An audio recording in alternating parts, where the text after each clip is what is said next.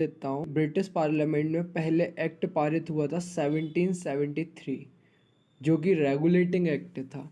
उस एक्ट के द्वारा ब्रिटिश ईस्ट इंडिया कंपनी को ये अधिकार दिए गए थे कि अगले 20 वर्षों तक आप पूरी तरीके से एक अधिकार को अपना सुनिश्चित रखेंगे, यानी कि जो भी ट्रेड होगा ईस्ट वाले नेशंस में, वहाँ आपकी हेजमनी होगी, आपकी मोनोपोली होगी। ठीक है, ये पहला प्रावधान था।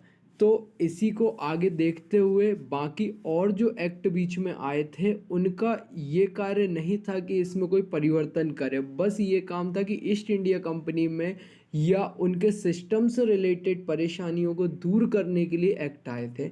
अब ये जो एक्ट आया है, ये ईस्ट इंडिया कंपनी में जो कुछ परिवर्तन होने चाहिए वो लाने के लिए, और उसके ही साथ अगले 20 वर्षों तक उसे जो मोनोपोली, ट्रेड मोनोपोली जो है ईस्ट वाले नेशंस में, वो देने के लिए आया है।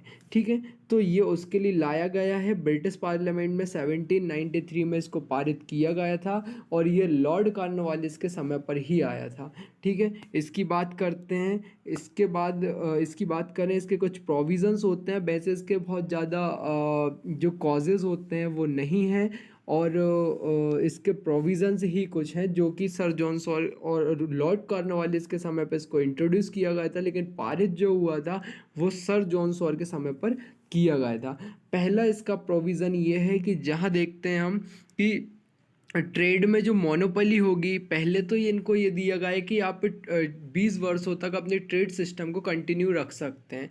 दूसरा, इनको ये अधिकार दिया गया है कि आपकी जो ट्रेड मोनोपोली है वो भी अगले 20 वर्षों तक रहेगी। फिर इसके साथ ही इन्हें कहा गया कि इसके साथ कहा गया कि जो इनका जो ऑफिस स्टाफ रहेगा, यानी कि जो ऑफिस स्टाफ था इनका पहले से ईस्ट इंडिया कंपनी का, वह अब जो वेतन प्राप्त करेगा वो इंडियन रेवेन्यू से ही प्राप्त करेगा। आप देख सकते हैं कि पहले क्या था और अब क्या हो रहा है। मतलब कि पहले ये लोग कर रहे हैं और भारतीयों का शोषण करने की तरफ बहुत ज़्यादा बढ़ते जा रहे हैं।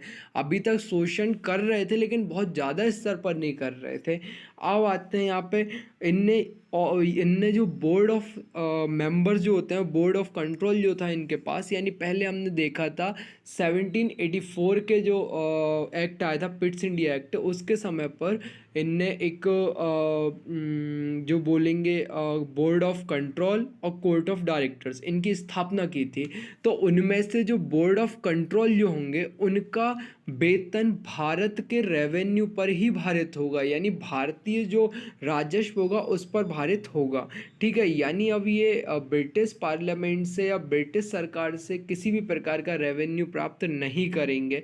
उसके साथ ही एक नया प्रावधान, ये प्रावधान सबसे मैं बोलूँगा कि वर्स्ट प्रावधानों में से एक था। ठीक है, यहाँ तक ठीक है कि वो लोग यहाँ काम कर रहे हैं या यहाँ हैं तो यहाँ से सैलरी प्राप्त करें, ये बड़ा मुद्दा नहीं है। बड़ा मुद्दा ये है कि ईस्ट इंडिया कंपनी अब इंडिया के रेवेन्यू से 5 लाख रुपए पर एनम के हिसाब से ब्रिटिश गवर्नमेंट को देगी।